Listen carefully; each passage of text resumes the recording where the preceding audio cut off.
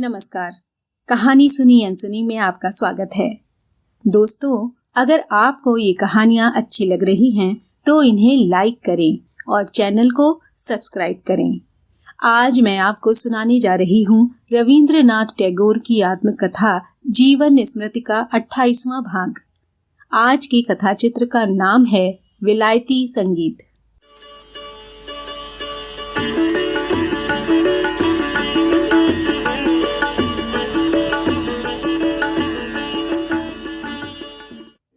Brighton में रहते हुए मैं एक बार वहाँ एक प्रसिद्ध गायिका का गीत सुनने गया था। उनका नाम मैं भूल रहा हूँ, मैडम नीलसन या मैडम अल्बानी होगा। गले की आवाज की ऐसी अद्भुत ताकत मैंने पहले कभी नहीं देखी थी। हमारे देश के बड़े बड़े उस्ताद लोग भी गाना गाने के तौर तरीके को ढक कर नहीं रख सकते। स्वरों का उतार चढ़ाव उनके गले में आसानी से नहीं खेलता और चाहे जैसे उसे जाहिर करने में भी उन्हें कोई झिझक नहीं होती। वजह ये है कि हमारे देश में सुनने वालों में जो जानकार और रस लेने वाले होते हैं वे अपने हृदय में ही गाने का आनंद लिया करते हैं और यही वजह है कि वे गायकों की गाने की खूबसूरत अदा की अनदेखी किया करते हैं। इसी तरह बाहर की कुरूपता और कुछ कुछ अधूरेपन में ही जैसे असल चीज का सही रूप जाहिर होता है। जैसे ये शिव की ऊपरी तौर पर गरीबी के समान है जिसमें उनकी संपन्नता अनावृत होकर दिखाई देती है। यूरोपीय संगीत में ये बात बिल्कुल नहीं। वहाँ का रखरखाव बिल्कुल बेदाग होना चाहिए। यहाँ तक कि आयोजन में कमी होने से वहाँ मुंह दिखाना दुश्वार हो जाता है।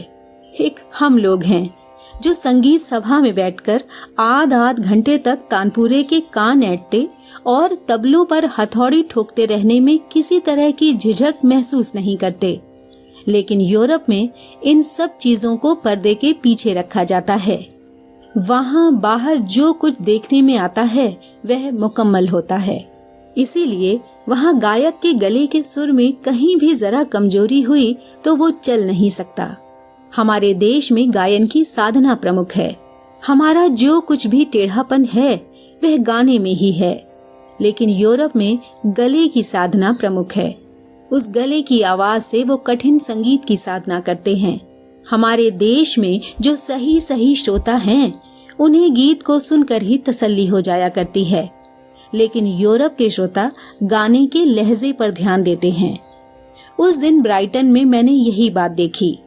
उस गायिका के गाने का ढंग निराला था। मुझे ऐसा लगा जैसे गले का सुर सर्कस का घोड़ा हाँके जा रहा है। गले की नली में सुर के बोल को कहीं भी किसी रुकावट का सामना नहीं करना पड़ रहा।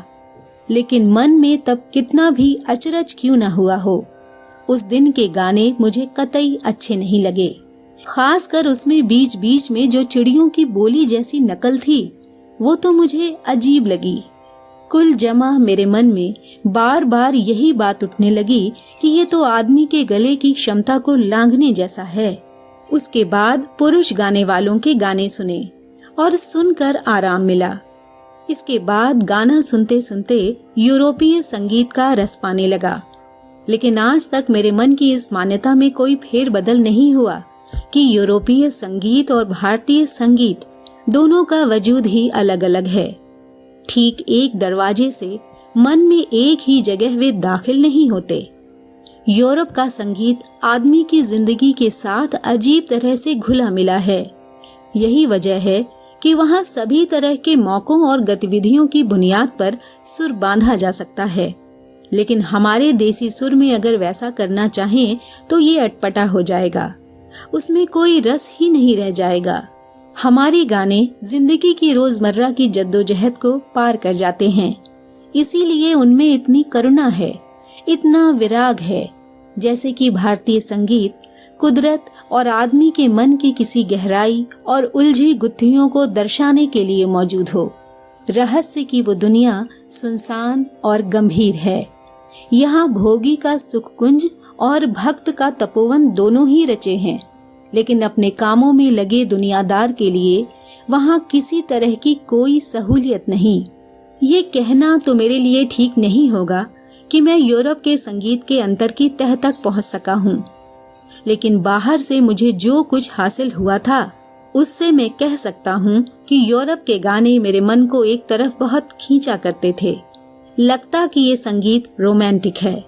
रोमांटिक कहने से ठीक ठीक क्या समझ में आता है साफ करके कहना मुश्किल है, लेकिन मोटे तौर पर कह सकते हैं कि रोमांटिक की पहचान है अनोखेपन का वजूद, बहुतायत का वजूद, जिंदगी के लहराते सागर का वजूद, लगातार अंधेरे उजाले के संघर्ष का वजूद। एक और पहचान है, वो है चारों ओर का फैलाव, साफ स्वच्छ आसमान और क्षितिज के दूर दूर छोरों तक फैला सन्नाटा। कुछ भी हो, बात सुलझी हुई भले ही न लगे, लेकिन ये सच है कि मैंने जब भी यूरोपीय संगीत में रस लिया है तभी बार बार मन ने कहा है ये रोमांटिक है। यह मनुष्य समाज की विभिन्नता को गाने के सुर में रूपांतरित करके जाहिर कर रहा है। हमारे संगीत में कहीं कहीं ऐसी कोशिश न होती हो, ऐसा नहीं है, लेकिन वो कोशिश जोरदार और कामयाब नहीं हो पाती।